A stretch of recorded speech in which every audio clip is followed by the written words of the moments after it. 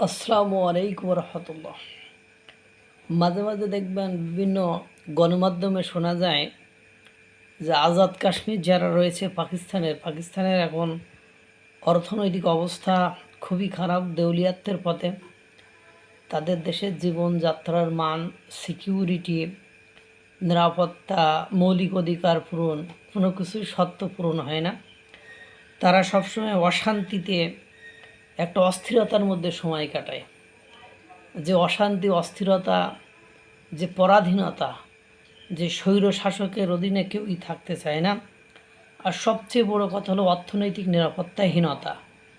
মানুষের রুটি রুজি, মানুষের খাদ্যর অভাব, মানুষের ঔষধের অভাব, বস্ত্রের অভাব, মানুষের জীবনের নিরাপত্তার অভাব, এসবগুলো কারণে পাকিস্তানের জম্মু কাশ্মীর ইতিমধ্যে ভারতের সাথে তো আছেই, পাশাপাশি আজাদ কাশ্মীরের লোকেরা প্রায় শুনি আন্দোলন করে যে তারা ভারতের সাথে যুক্ত হওয়ার অনেকটা আগ্রহ তারা পোষণ করে।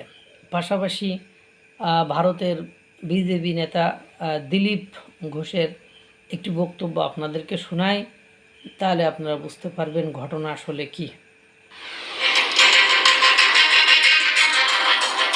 বাংলাদেশ নয়, পাকিস্তানও ভারতের সঙ্গে যুক্ত হবে। রাজনৈতিক ডামাডোলে হাবড়া থেকে দাবি রাজ্যের মন্ত্রী দিলীপ ঘোষের। হাবড়ার কলতান প্রেক্ষাগৃহে ধর্মীয় সংগঠনের অনুষ্ঠানে যোগ দেন রাজ্যের পঞ্চায়েত মন্ত্রী দিলীপ ঘোষ। তিনি বলেন, তৃণমূল সরকার অশোক স্তম্ভ তুলে দিয়েছিল, তার জায়গায় বিশ্ব বাংলার লোগো লাগিয়ে দিয়েছিল। লোগোর মধ্যে একটা বন বন করে ঘুরত। পশ্চিমবঙ্গ কি ভারতের বাইরে নাকি? এটা কি বাংলাদেশ হয়ে গিয়েছে নাকি? সরকারি সমস্ত জায়গায় অশোক স্তম্ভ তুলে দিয়ে বিশ্ব বাংলা একটা ব লিখে দিয়েছে। দেখিয়েছে কি করে হতে পারে? ভারতের বাইরে পাল্টাচ্ছে না, কোথাও আর চলবে না। একটা ব আর বন বন করে ঘুরছে, ওই ধান্দাবাজি চলবে না, সব পাল্টানো। এটা বাংলাদেশ হয়ে গেছে। এরপরে আগের তৃণমূল সরকারকে আক্রমণ করে তিনি বলেন, তৃণমূল সরকারের উদ্দেশ্য ছিল জাতীয় সঙ্গীতের বদলে সোনার বাংলা গাওয়া হবে, জয় বাংলা স্লোগান হবে। পশ্চিমবঙ্গ কখনো বাংলাদেশ হবে না। দরকার হলে শুধু বাংলাদেশ নয়, পাকিস্তানও ভারতের সঙ্গে যুক্ত হবে। কাশ্মীর ভারতের সঙ্গে যুক্ত রয়েছে। পাকিস্তানের বিভিন্ন প্রদেশের মানুষ ভারতের সঙ্গে যুক্ত হতে চাইছেন।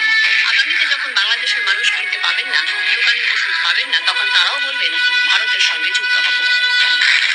জাতীয় সঙ্গীতের বদলে এখানে সোনার বাংলা গাওয়া হবে, জয় বাংলা বলা হবে, এটা হবে না।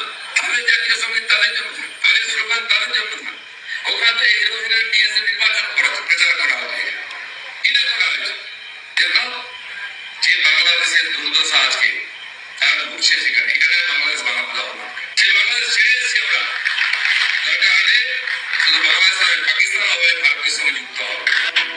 তৃণমূলের দুর্নীতি প্রসঙ্গেও কটাক্ষ করেন রাজ্যের পঞ্চায়েত ও প্রাণী সম্পদ বিকাশ মন্ত্রী। তিনি বলেন, যেভাবে মোটামুটি আপনারা বুঝতে পেরেছেন যে তিনি মূলত বোঝাতে চেয়েছেন যে ভারতের সাথে পাকিস্তানের বিভিন্ন প্রদেশ যেমন সংকটের কারণে যুক্ত হতে চায়, মানে ভারতের সমৃদ্ধি, অর্থনৈতিক উন্নতি, নিরাপত্তা ব্যবস্থা, তার কারণে পাকিস্তানের বিভিন্ন প্রদেশ যেমন ভারতের সাথে যুক্ত হওয়ার আগ্রহ দেখাচ্ছে, তেমনি ভারতের যে ঔষধের সংকট, খাদ্যের সংকট সহ বিভিন্ন সংকট যে শুরু হয়েছে, কিছুদিন পরে দেখা যায় ভারতের কিছু মানে অঞ্চল বা কিছু অংশ ভারতে বা বাংলাদেশের কিছু অঞ্চল বা অংশ সেটি ভারতের সাথে যুক্ত হতে চাইবে।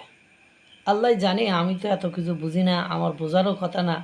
কিন্তু শহর একেবারে খারাপ না, পরিবেশ পরিস্থিতি কেমনে যেন দিনকে দিন পাল্টে যাচ্ছে, কেমনে যেন দিনকে দিন অর্থনৈতিক অবস্থা খুব করুণের হয়ে যাচ্ছে।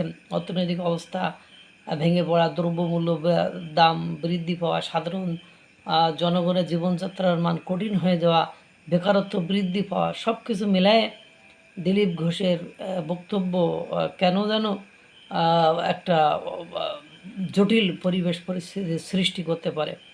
আল্লাহ তাআলা সকলকে ভালো রাখুক, সুস্থ রাখুক। আসসালামু আলাইকুম রহমতুল্লাহ।